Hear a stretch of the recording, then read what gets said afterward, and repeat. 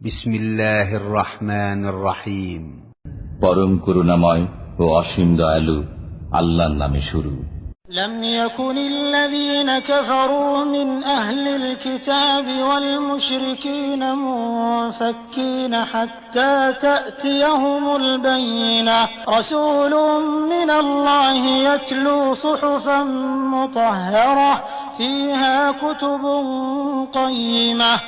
আহলে কিতাব ও মুশরিকদের মধ্যে যারা কাফির ছিল তারা প্রত্যাবর্তন করত না যতক্ষণ না তাদের কাছে সুস্পষ্ট প্রমাণ আসত, অর্থাৎ আল্লাহর একজন রসুল যিনি আবৃত্তি করতেন পবিত্র সহিফা, যাতে আছে সঠিক বিষয়বস্তু। وما تفرق الذين أوتوا الكتاب إلا من بعد ما جاءتهم البينة وما أمروا إلا ليعبدوا الله مخلصين له الدين حنفاء ويقيموا الصلاة ويؤتوا الزكاة وذلك دين القيمة। অপর কিতাব প্রাপ্তরা যে বিভ্রান্ত হয়েছে তা হয়েছে তাদের কাছে সুস্পষ্ট প্রমাণ আসার পরেই। তাদেরকে এছাড়া কোনো নির্দেশ করা হয়নি যে তারা খাঁটি মনে একনিষ্ঠভাবে আল্লাহর ইবাদত করবে, নামাজ কায়েম করবে এবং যাকাত দেবে। এটাই সঠিক ধর্ম।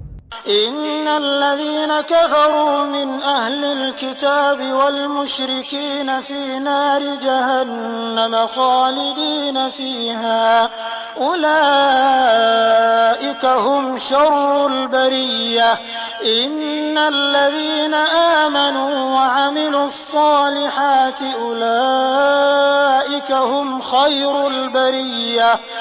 আহলে কিতাব ও মুশরিকদের মধ্যে যারা কাফির তারা জাহান্নামের আগুনে স্থায়ীভাবে থাকবে। তারাই সৃষ্টির অধম।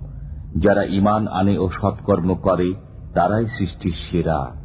জাযাউহুম ইনদা রাব্বিহিম জান্নাতু আদনিন তাজরি মিন তাহতিহাল আনহার تجري من تحتها الأنهار خالدين فيها أبدا رضي الله عنهم ورضوا عنه ذلك لمن خشي ربه।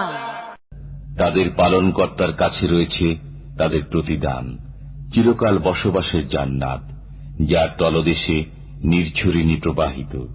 তারা সেখানে থাকবে অনন্তকাল। আল্লাহ তাদের প্রতি সন্তুষ্ট এবং তারা আল্লাহর প্রতি সন্তুষ্ট। এটা তার জন্য যে তার পালনকর্তাকে ভয় করে।